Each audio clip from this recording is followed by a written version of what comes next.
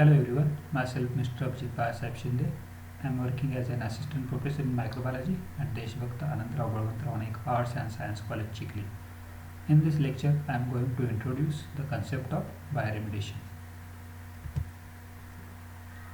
Literally, remediate means to solve a problem, and bioremediate means to use biological organism to solve an environmental problem such as contaminated soil or groundwater.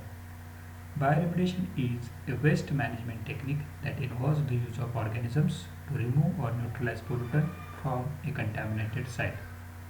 According to the US EPA, bioremediation is a treatment that uses naturally occurring organisms to break down hazardous substances into less toxic or non-toxic substances. It uses organisms like bacteria, fungi, or plants for carrying out the process. The effectiveness of bioremediation depends upon microorganisms, chemical nature and type of contaminants, and different environmental conditions such as pH, redox potential, temperature, moisture, nutrient content, etc. Microbes can use the contaminant as primary substrate, secondary substrate, or co-metabolic substrate. Bioremediation strategies can be grouped into two types: in situ bioremediation and ex situ bioremediation. In situ bioremediation can be carried out at the site, while ex situ bioremediation is carried out away from the site. In situ bioremediation is when the contaminated site is cleaned up exactly where it occurred. There is no need to excavate or remove soils or water in order to accomplish remediation. It is most commonly used type of bioremediation because it is the cheapest and most efficient method. In situ bioremediation techniques involves biosparging, bioventing, biostimulation, and bioaugmentation. Biosparging involves the injection of air under pressure below the water table to increase groundwater oxygen concentration and enhance rate of biological degradation of contaminants by naturally occurring bacteria. Biosparging increases the mixing in the saturated zone and thereby increases the contact between soil and groundwater. Bioventing is most common in situ treatment.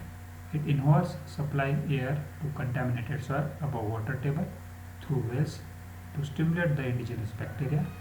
Bioventing employs low air flow rates and provides only the amount of oxygen necessary for the biodegradation. It can be used where the water table is deep from the surface. It is effective for volatile compounds. Biostimulation involves supply of oxygen and nutrients by circulating aqueous solution through contaminated soil to stimulate naturally occurring bacteria to degrade organic contaminants. Bioaugmentation is another bioremediation method which frequently involves the addition of microorganisms which are indigenous or exogenous to the contaminated site to increase the rate of biological degradation of contaminants. Ex situ bioremediation involves the removal of the contaminated material to be treated elsewhere. It also requires transport of the contaminated material or excavation of the contaminated soil prior to remediation treatments. Ex situ techniques includes solid phase bioremediation and slurry phase bioremediation. Solid phase bioremediation is a process that treats soils in above ground treatment areas. Moisture, heat, nutrients and oxygen concentrations are controlled to enhance biodegradation for the application of this treatment. Solid phase bioremediation processes includes composting, land farming and biopiles. In composting, contaminated soil is combined with organic compounds such as manure or agricultural waste.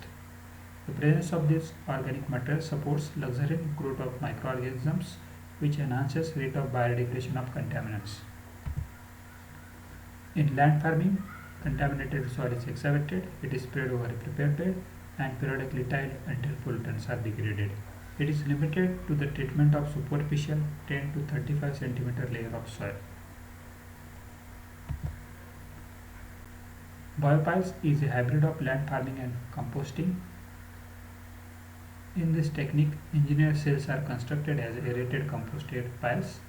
It is used for the treatment of surface contamination with petroleum hydrocarbons. It provides a favorable environment for indigenous aerobic and anaerobic microorganisms. In slurry phase bioremediation, contaminated soil is combined with water and other additives in a large tank called as a bioreactor and mixed to keep the microorganisms which are already present in the soil in contact with the contaminants in the soil. Nutrients and oxygen are added and conditions in the bioreactor are controlled to create the optimum environment for the microorganism to degrade the contaminants. Upon completion of the treatment, the water is removed from the solids which are disposed of or treated further if they still contain pollutants. Bioslurry or bioreactors are useful in treating non-halogenated semi-volatile organic carbons and volatile organic carbons in excavated soils or dredged sediments. Other contaminants include pesticides and polychlorinated biphenyls. This is diagrammatic representation of slurry phase bioremediation. Various strategies used in ex situ bioremediation are shown in this figure. Advantages of bioremediation. It works on variety of organic and inorganic compounds. It can be done either on-site or off-site. It is easy to implement and maintain. It has low cost compared to other treatment methods. It is environmental friendly. It reduces the amount of waste to be landfilled. The disadvantages of the bioremediation. It is limited to those compounds that are biodegradable. Extensive monitoring is required. Each site has specific requirements. Potential production of toxic unknown subproducts is possible. It is time consuming and may take several years to remediate. It also shows seasonal variation and it may depend on climatic conditions.